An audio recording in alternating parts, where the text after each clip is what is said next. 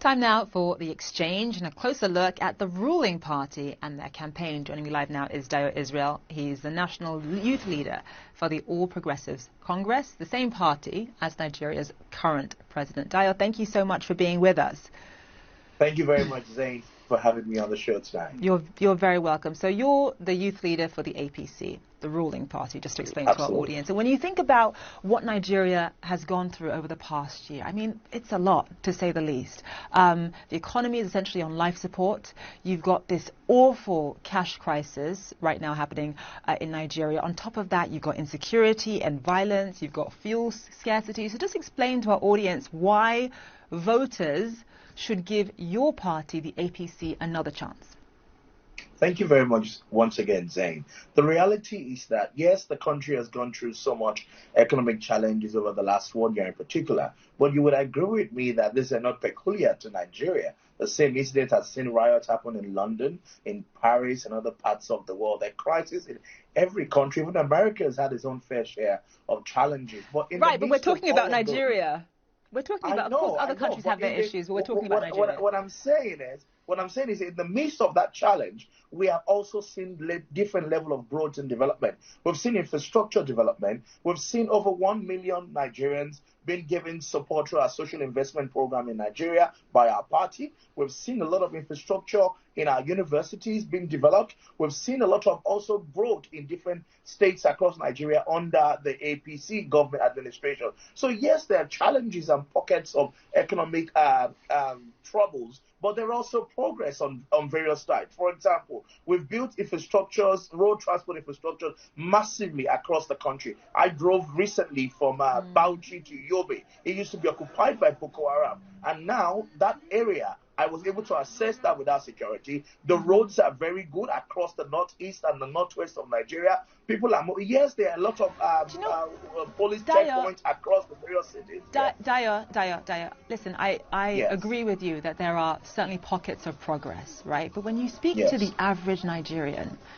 life is hard right now, as I'm sure you know, especially with young people. The unemployment rate it's so hard to find a job. I mean, people feel that there's a sense of hopelessness. You know, if you take the temperature of ordinary Nigerians, they feel there is a sense of hopelessness right now and that's why in the country. Plus, on top of that hopelessness, you have an unbelievable amount of insecurity across the country. And by the way, it's not just northern Nigeria, it's various pockets throughout the country where people simply do not feel safe. That is unsustainable. So I guess my question is, yes, of course, there's been progress, for sure. But given the temperature of the people right now, why should Nigerians give the APC another chance? So one of the reasons why why Nigerians are going to, I can say this emphatically, are going to give the APC another chance is because we're presenting a candidate in Bola Ahmed Tinubu who has experience in turning around Great Depression into great opportunities. He was governor of Lagos for 8 years, met Lagos in a great mess. The infrastructure was very bad. There were no opportunities for people, and he was able to transform it to the third largest economy in Africa. So one of the things that we're selling as the All Progressive Congress in this election is a candidate who, out of the 3 candidates who are running for office today, is the only person with an extensive track record of building a society, building a city from nothing into something glorious that everybody wants to live in, into a society that is safe and secure. And at the same time, people feel that they can trust him because of his antecedent. And also, he's got a capacity to bring in the right kind of people, the right kind of skill set into the public sector to help him to build Nigeria and make it a better place.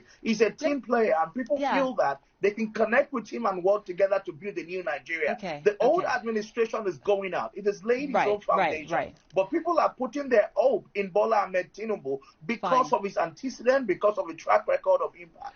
So, Dayo, let me ask you this. Obviously, you're a supporter. You're the youth leader for the APC, so you support Tinubu. There are a lot of concerns, as I'm sure you know, about Tinubu for a number of reasons. First of all, there are staggering accusations of corruption.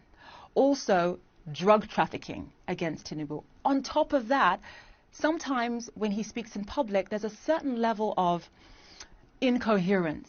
There have been times when he's fallen asleep publicly. There are so many concerns swirling around about his health. Recently, he did an interview with Chatham House and he started delegating the questions to other people. So clearly, there's concern about whether or not Tinubu is competent enough to be president of Nigeria, not just being president of Nigeria in general, but president of Nigeria at this particular time when the country is going through so much. So you, as youth leader for the APC, how can you give people assurances that at the very least, aside from corruption, aside from the drug trafficking charges, that he is healthy enough, both mentally and physically, to be president of Nigeria? You know, I'm excited about the point that you've raised.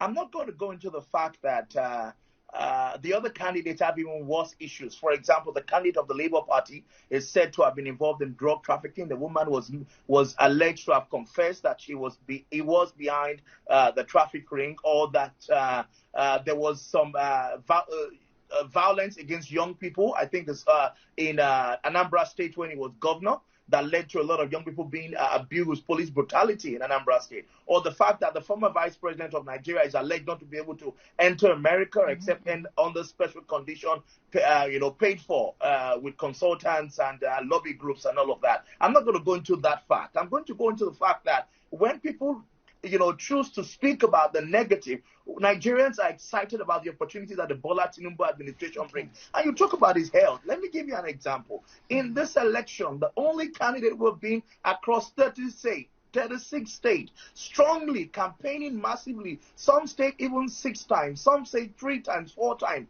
engaging the people, town hall meetings, rallies, and other various activities, is Bola Ahmed Tinubu. Go and check the fact and the record. But we're not even just relying on that. We're relying on the fact that over the years, he has been able to build a team of people that come together and take on an assignment to turn around economies and society, like he had done in Lagos and a couple of other states across Nigeria. Okay, what we're expecting is Bola Tinubu to come into Nigeria as president and commander-in-chief by May 29 this year and be able to build an effective team. Dayo, we'll see what happens. Dayo, I'm out of time. We'll see what happens. We'll see what happens after the elections on Saturday. But I have to point out to our viewers, your accusations against Peter Obi, I want to point out to our audience that CNN has not verified any of them at all. But Dayo, thank you so much. We'll see what happens on Saturday, February 25th. We'll be right back with more.